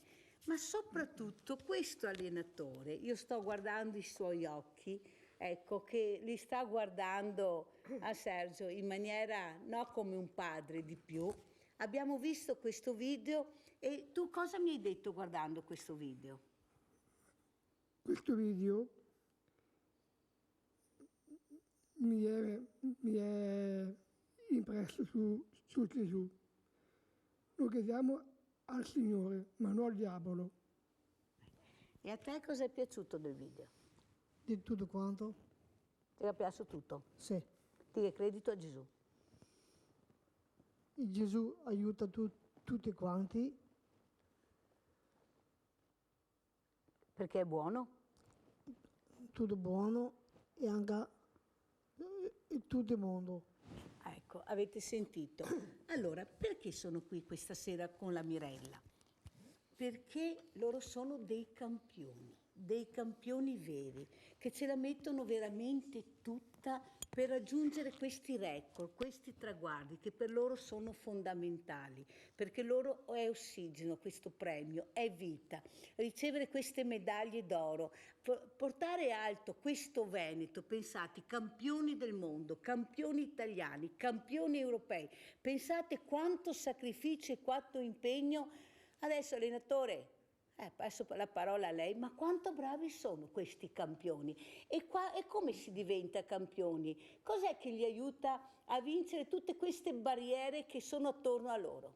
Ma loro non hanno barriere, loro quando si allenano, quando gareggiano, danno il massimo di loro stessi, non hanno barriere. Il problema è che dobbiamo essere noi che dobbiamo fargli praticare lo sport, perché lo sport deve essere di tutti. E grazie soprattutto al mondo paralimpico hanno possibilità di gareggiare, di confrontarci e anche di vivere le emozioni di chi vince e di chi viene di ricevere un premio, cioè sono quelle emozioni che prova qualsiasi atleta normodotato, è giusto che lo possano fare anche loro. Grazie a queste società che portano avanti questo lavoro, che è fatto solo di volontariato, questi ragazzi possono praticare lo sport, fare anche attività agonistica dove possono anche chiaramente migliorarsi e anche arrivare a ottenere anche dei risultati. Questo è l'esempio di un lavoro fatto bene, grazie a tutti i volontari che operano per allenarli, per seguirli e riescono ad entrare in nazionale e a gareggiare anche a livello mondiale. Questi sono atleti, nel caso ad esempio di Stefano Lucato, è un atleta che è il più forte marciatore al mondo, ha il record del mondo nella marcia, negli 800 metri in marcia e nei 1500 metri in marcia, ha vinto i mondiali in Sudafrica l'anno scorso, quest'anno ha vinto gli europei a Tampere in Finlandia, ha vinto 2 ori, sì, negli 800, è il più forte marciatore al mondo. Alza la mano Stefano Lucato, è lui, eccolo qua! Ma anche gli altri 40 atleti della nostra società o gli altri atleti delle società che sono anche qui in Veneto, i nostri amici di Montebelluna o di Mira, danno il massimo, ottengono anche loro dei risultati, ma l'importante è che possono esprimere le loro potenzialità grazie appunto a queste attività che si... Guardate che abbiamo una persona, questo allenatore, che è incredibile. Avete sentito quando io ho detto le barriere? Perché so che ci sono le barriere. E lui la prima cosa che ha risposto: non ci sono barriere per questi ragazzi. Loro le barriere non le vedono. Anzi, sono convinta che più barriere qualcuno mette, più loro le superano, perché hanno l'obiettivo di raggiungere questa medaglia, questo valore enorme per loro, che grazie al loro impegno loro riescono, nonostante tutto e nonostante tutti, a vincere. Allora, io direi di partire con le immagini che abbiamo, che il nostro regista adesso, anche per capire chi sono questi ragazzi. Vediamo queste immagini. Allora, vai. Guarda. Cosa vuoi dire? Mario. Forse tutti vincere sempre. Oh là, passa il microfono, passa il gelato. E tu guardando queste immagini cosa vuoi dire?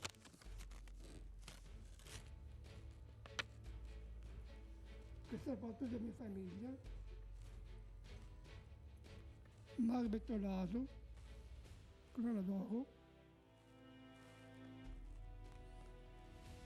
Veramente bello e emozionante per lui, anche per tutti noi. Passa il gelato.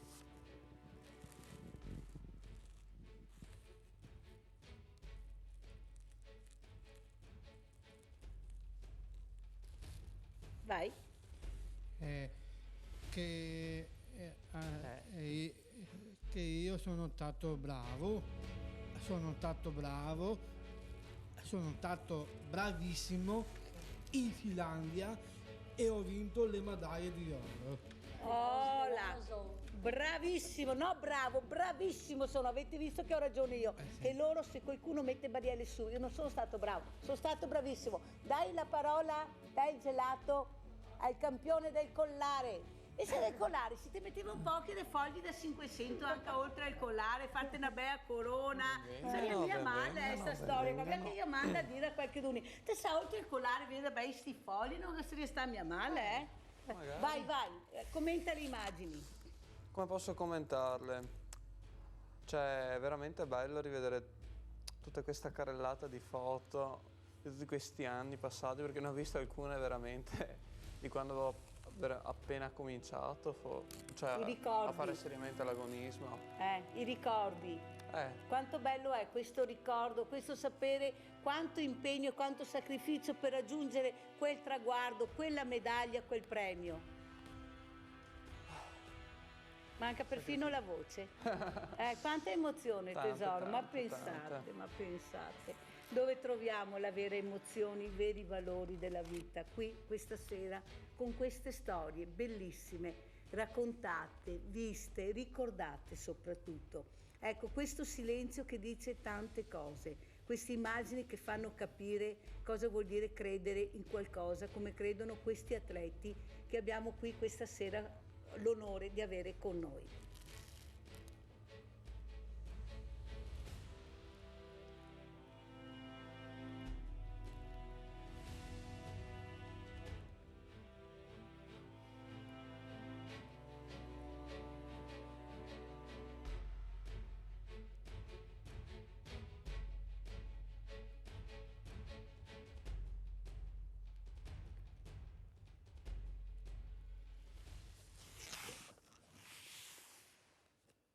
Immagini veramente toccanti. Presidente, cosa vuole dire a questi ragazzi? Li arruola intanto. Adesso vi arruola, attento, Beh, sei campione del mondo di marcia, quindi noi che facciamo tante marce, magari hai più forza che di noi, di resistenza. No, cosa dire, se poi dicendo in Veneto, cosa dire? In realtà finché c'è persone come l'allenatore che dà sicuramente tutto il suo tempo, perché immagino che Sergio oltre a dare tutto il tempo, passione, tutto il suo interno deve aiutarle, queste persone, effettivamente si trova anche i risultati. Quello che forse magari fa più male è pensare che non si sia più supportare magari su questa roba qua, perché in realtà sarebbe da essere che fosse supportare oltre che anche dagli enti pubblici, ma anche da tanti privati. Adesso non so se Sergio può dire se ha una sponsorizzazione o se magari come che è una realtà, però secondo me anche questa realtà qua dovrebbe essere notevolmente più aiutare. Penso che sponsorizzare magari manco altre stupidaggini e più queste robe qua, fare del bene ai nostri veneti soprattutto, perché ricordiamoci sempre che queste persone quasi fatte e sempre venete, quindi andare a aiutare, e proprio perché dopo svolge un ruolo educativo, soprattutto le persone che dopo, come Sergio, si dà da fare, perché è un esempio per la nostra comunità e questi tutti esempi per una comunità fortemente e volutamente veneta che dopo insegna i valori che abbiamo sempre avuto qua. Esempi valorosi. E allora adesso guardiamo il punto di Leopoldo Bottero. Buonasera a tutti, buon Natale e buon anno se non ci vediamo prima. Me l'avevo già fatto, ma non importa, gli auguri vanno sempre bene rifatti. Sono molto orgoglioso di essere veneto, questo si sa, Io spero che gli altri siano orgogliosi di essere chi siciliano, chi trentino, chi friulano. Sono orgoglioso perché la nostra gente si continua a distinguere e a impegnare per fare le cose. I ragazzi della Sprea, i dirigenti, che sono persone che veramente ammiro, ma anche gli atleti che corrono con l'handicap perché sarebbero handicappati. Di solito l'handicap si mette ai cavalli più forti per farli diventare come gli altri, no? Quindi questi corrono con l'handicap e portano a casa dei risultati di grandissimo valore. E complimenti a quel ragazzo che si è preso anche il collare d'oro del CONI. Sono identitario, quindi sì, sono nativo del Veneto, molti sono diventati veneti grazie di essere con noi. Sono anche italiano perché io ho i documenti italiani. Sono anche europeo perché io ho vissuto parte della mia vita in giro lavorando in diversi paesi e continuo a girarla un pochettino. L'Europa fa parte del mio ambiente culturale, come si dice coinè in linguaggio colto. E sono convinto che è importante coltivare la propria identità, quindi al mitico colonnello von Schulenburg e al reggimento, al 16° reggimento Treviso, grazie di esistere, perché quando passate ci fate battere un po' il cuore, e poi grazie anche per essere cresciuti e sviluppati, perché dalle rassegne militari siete passati alle associazioni culturali a fare cultura in tutti i sensi, aiutarci a recuperare la nostra storia e anche un po' il nostro orgoglio. Partera e Parmar San Marco. Abbiamo sentito il punto di Leopoldo Bottero, adesso io vorrei invece conoscere la nostra meravigliosa cantante, Karine Ohanian. Buonasera a Buonasera a lei, grazie con questa splendida voce che ha lietato questo inizio di serata. Allora, lei armena, come è arrivata qua e perché è qui questa sera accompagnata dal presidente Luciano Dorella? Allora, io sono francese, di origine armena, nata in Istanbul. Facevo parte della minoranza cristiana in Turchia e avevo 10 anni, abbiamo lasciato la Turchia per la Francia e sono cresciuta a Nizza. Ho studiato all'università e ho studiato anche al Conservatorio di Nizza. Ho cominciato la mia carriera all'Opera di Parigi,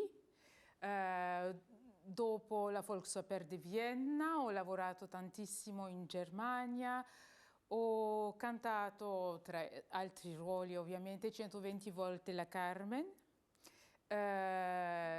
nei più grandi teatri, anche al Bolshoi di Mosca.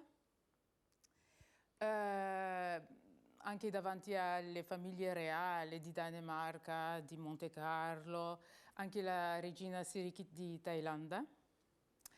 E allora ho risposto alla ricerca che faceva l'associazione culturale veneta Incantarte, per portare la lirica, la poesia, la prosa in lingua veneta attraverso lo spettacolo Sospiri veneziani, e ho scoperto tutto un repertorio in lingua veneta veneziana assolutamente incredibile, e ho pensato che era un privilegio per me come artista di poter portare questo repertorio alla conoscenza o fare un riscoperto per le persone che conoscevano già questo repertorio. Li inserisco i vari brani anche nei miei concerti, quando sono in Francia per i miei concerti, lo canto con molto piacere, perché è già una bellissima lingua che si adatta tantissimo al canto. Allora, e di un lato una soddisfazione artistica perché ho scoperto ovviamente ricchezze, certo, ma anche una soddisfazione umana perché i veneti sono veramente estremamente accoglienti, estremamente calorosi. Ecco, questo volevo arrivare. Il Veneto, che qualcuno dice razzista, invece qua abbiamo la prova di questa donna famosa nel mondo che è qui nel nostro paese, nel nostro Veneto, per portare avanti anche la musica veneta, perché ricordiamo, Karin, che la musica è nata in Italia.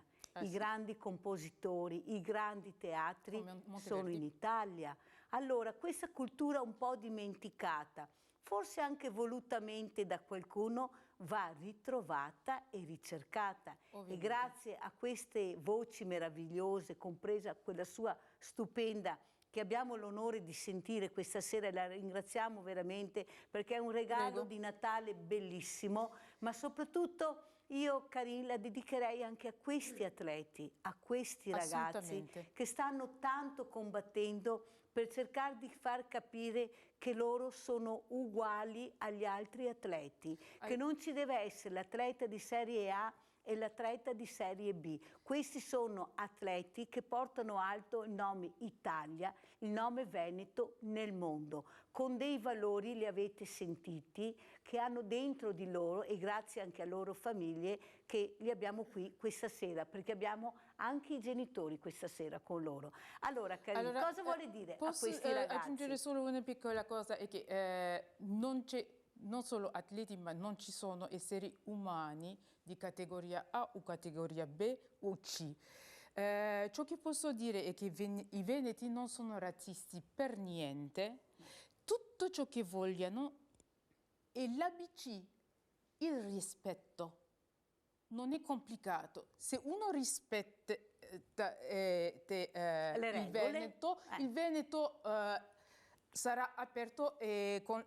francesi dicono con il cuore nella mano.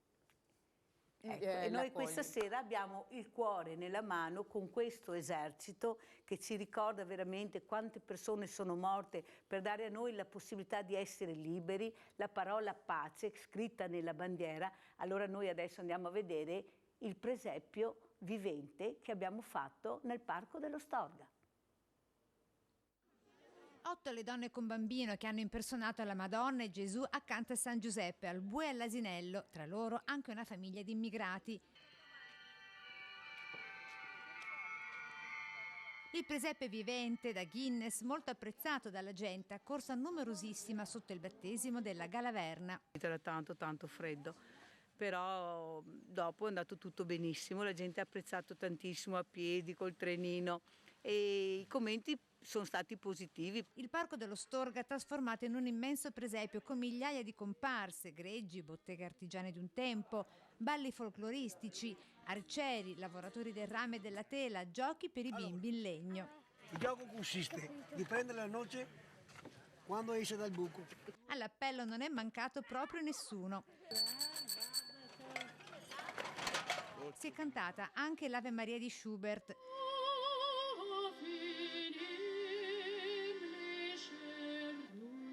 Ora si attende il responso della commissione, ma Guinness a parte, il presepe vivente dell'Associazione Veneti Schiacciati dalla Crisi ha già vinto nel nome della solidarietà e dell'integrazione. Quello che è stato bello è proprio vedere tutte le famiglie unite, bambini, anziani, proprio belle, la vera famiglia, quella che chiedevo io, a visitare questo meraviglioso Parco dello Storga che non conoscevano, a vedere anche la provincia che tanti non la conoscevano, perciò è stata una cosa molto bella. Tutte le associazioni assieme per la prima volta, i numeri sono talmente alti, me lo diceva la Croce Rossa, me lo dicono la Polizia Provinciale, la Polizia Forestale, perciò vuol dire che abbiamo fatto 100, adesso dobbiamo vincere il Guinness però. Allora, abbiamo visto questo presepe vivente che è stato fatto non quest'anno, ma 2 o 3 anni fa, però rimane nel nostro cuore. Io fatalità ho vicino a me una persona che ha partecipato a questo presepio vivente. Prego. Sì, ho partecipato. Aspetta, che arrivo. ho partecipato col Principato di Canizzano al Borgo Furo. È stata una bellissima iniziativa che ha visto raggrupparsi veramente veneti e non, tutti insieme per una roba veramente bella, anche col progetto della Mirella che era appunto il fondo solidale, che a volte là. Per aiutare? E posso garantire che si è smazzata tanto sta donna qua veramente, perché sotto il freddo, era freddo. Madonna, se era freddo. Era freddo. Madonna, Gesù, bambini, tutti i santi, che freddo che era. Proprio, e si è smazzata tanto, quindi tanto di rispetto, però resta una roba che resta nel cuore, e qui mi ha fatto anche capire che se voglia i veneti può essere veramente uniti, come in quell'occasione, come potessimo essere in tante altre robe. Quindi investiamo su queste robe qua e crediamo che sempre di più, perché merita. E soprattutto chi crede in tradizione, chi partecipa a tradizione. Forse qualcuno se lo desmentega, ma il Veneto, i veneti ama le tradizioni. Mi so che ti vuoi dire qualcosa, ciapa qua, Geatto, parla. Sì. Infatti, vedendo l'immagine del presepio, è simbolo religioso per la Sacra Famiglia e tutto. Perché i veneti, sto dicendo qui vicino qua, ha detto che è sempre amato, che la famiglia è sempre la famiglia. Bravissimo, bravissimo, un applauso perché parla benissimo. E ora che abbiamo visto il Parco dello Storga, il Banco Solidale, andiamo al Banco Solidale.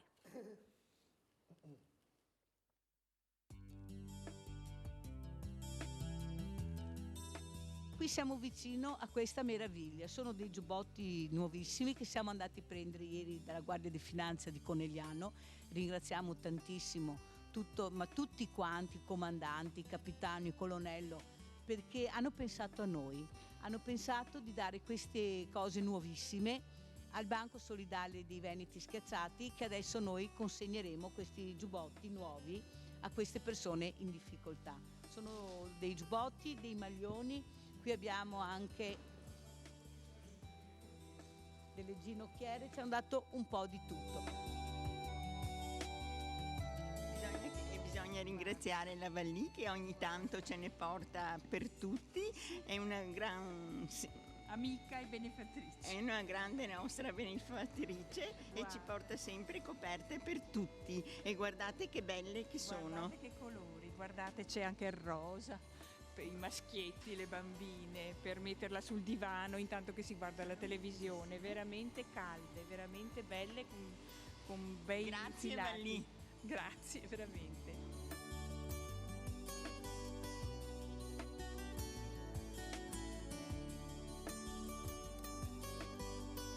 Come ogni anno, ad ogni famiglia viene qui e si sceglie il regalo che preferisce, perché abbiamo di tutto, da soprammobili a servizi di caffè, a giochi, abbiamo di tutto. Vieni Nicoletta, guarda, fotografa tutto, perché merita.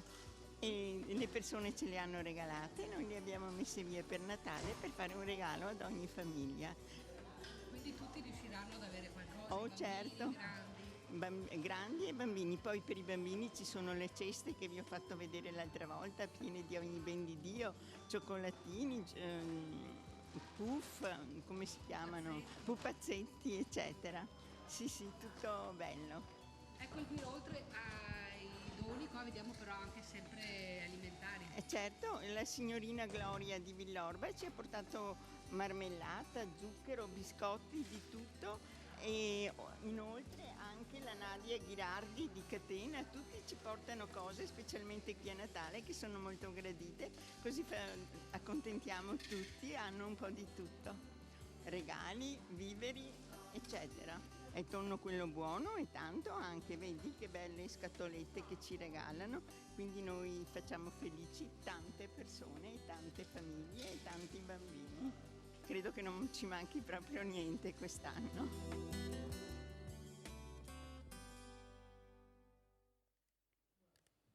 E anche questo lunedì ci sono le buste che sono arrivate. Allora qui ce n'è una da Pierluigi e sono 50 euro. Poi è arrivato un assegno da Roberto, 500 euro. Adesso mi si casca tutto come al solito. Comunque sono 150 euro dalla Leda, che li ha mandati tramite la figlia. E poi qui è arrivato un biglietto di Franco con 100 euro dentro, che poi domani mattina, no domani no, ma prossima volta leggerò per far capire l'importanza di questi aiuti, perché noi dobbiamo aiutare le nostre famiglie in difficoltà. Guardate dove che sono andata questa settimana. Un altro assegno grande famiglia con dei ragazzi che adesso sono qua con me. Venite ragazzi, ciao, come state? Di là, girati, bravissimi. Là là. Andiamo a prendere la roba. Allora, lo scatolone, i giubbotti per voi. Guardate che pesa. Allora dai a loro quelli leggeri. Prendi, bravo. Prendili tutti che poi li proviamo. Bravissimi. Dallo a lui, guarda che ce n'è un altro. To, amore. Un altro. Ce n'è un altro là di verde, lo vedi? Vieni.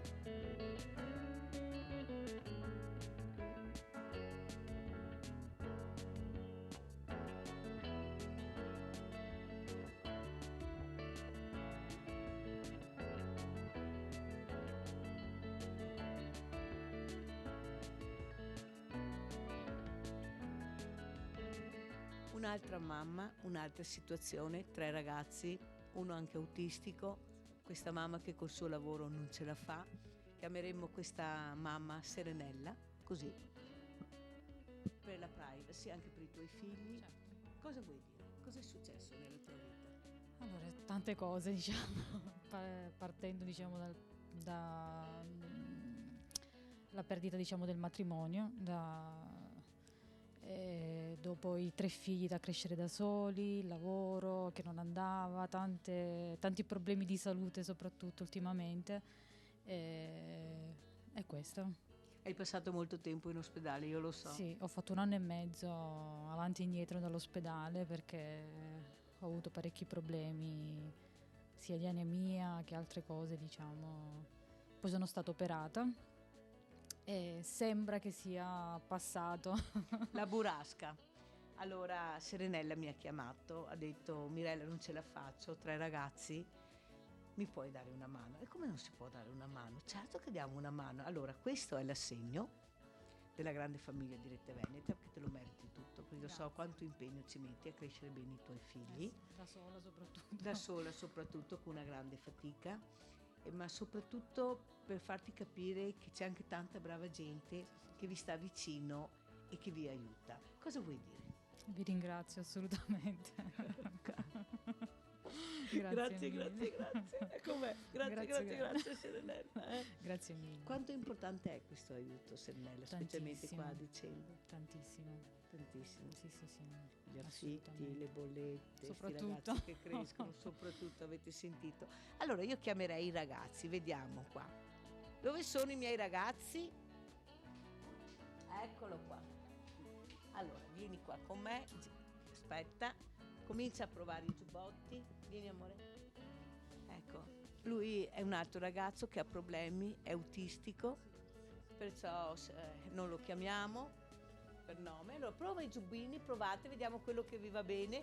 Adesso porto indietro, questi sono i giubbini della Guardia di Finanza che ha regalato, perciò sono dei giubbini nuovissimi che io so che tu avevi bisogno, e perciò è un bel regalo a questi ragazzi, servivano.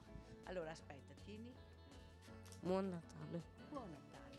E tu tesoro cosa vuoi dire? Buon Natale a tutti e grazie dei regali. E tu piccolino? Buon Natale, lo dici buon Natale? Buon Natale alla Rete Veneta.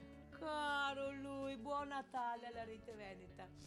E con questi saluti di buon Natale, anche da parte di Serenella, chiudiamo questa giornata. È stata una giornata molto importante. Ciao, buon Natale. Buon Natale. Buon Natale, grazie a questa meravigliosa famiglia, questa grande famiglia che ho, che mi circonda, che mi aiuta e mi sostiene. Comandante, l'ho vista veramente quasi quasi con le lacrime agli occhi, dire mamma mia cosa sta succedendo nel mio paese. Sì, purtroppo tanti veneti non si rendono conto quando la situazione è critica per tantissime famiglie.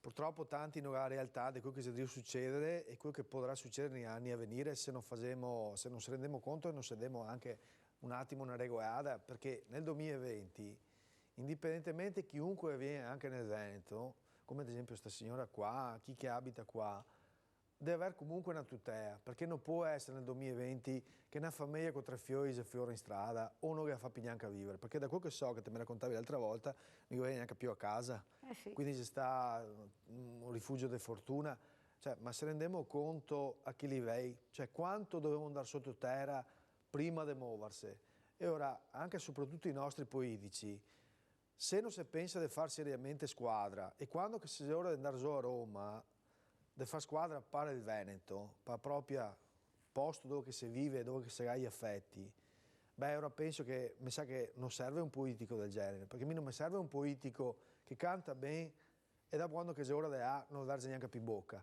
ma serve persone che indipendentemente che sia di destra, sinistra o centro, faccia squadra quando che si è ora, per la nostra cultura, per la nostra gente, e dico nostra tutta, perché Veneto è chi Veneto fa, indipendentemente, come dentro il reggimento, abbiamo tante realtà, ma diventa tutte venete. E quando uno è qua, deve essere tutte A, come dovrebbe essere tutte parti d'Italia, ma adesso parlo per dove che vivo. Bene, allora con queste parole noi facciamo un giro velocissimo di saluti perché dobbiamo dare la voce a questa meravigliosa cantante che abbiamo la fortuna di avere ospite questa sera. Allora, che saluti vuoi fare? Vai, veloce. Tutti quanti, buon Natale, tutti, buon anno, felice l'anno nuovo. Oh là, passa Galgeato, vai. A tutti buon Natale e felice anno nuovo a tutti. Passa il Geato.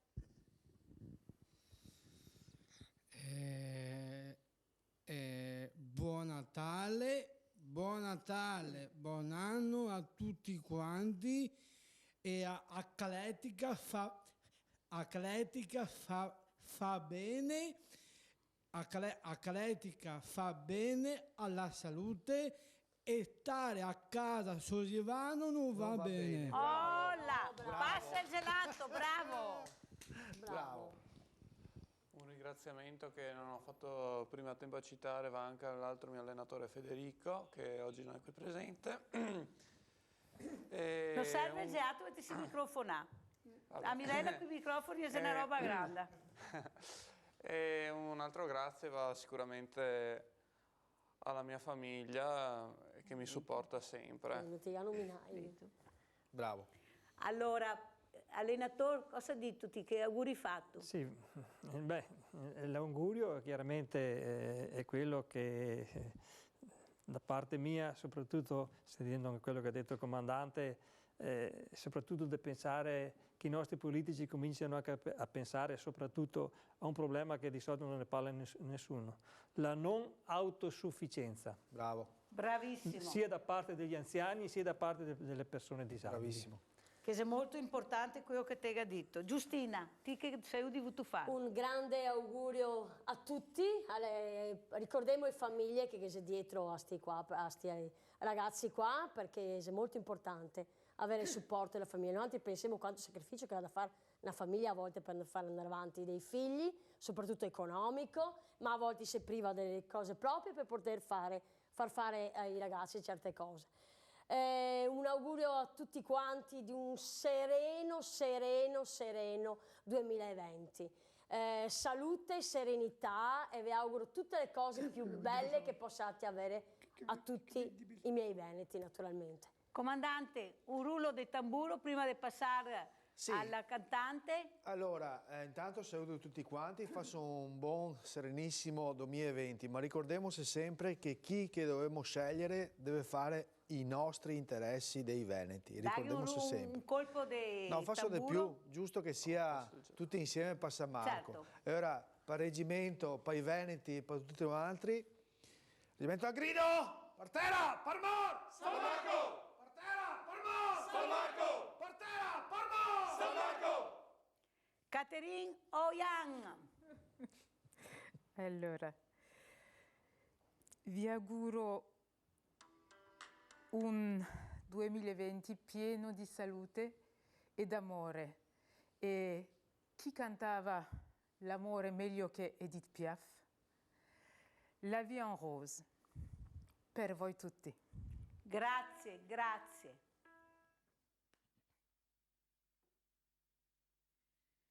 Des yeux qui font baisser les miens, un sourire qui se perd sur sa bouche. Voilà le portrait sans retouche de l'homme auquel j'appartiens. Quand il me prend dans ses bras, qu'il me parle tout bas, je vois la vie en rose. Il me dit des mots d'amour, des mots de tous les jours, et ça me fait quelque chose. Il est entré dans mon cœur une part de bonheur dont je connais la cause. C'est lui pour moi, moi pour lui dans la vie. Il me l'a dit, l'a juré pour la vie. Et dès que je l'aperçois, alors je sens en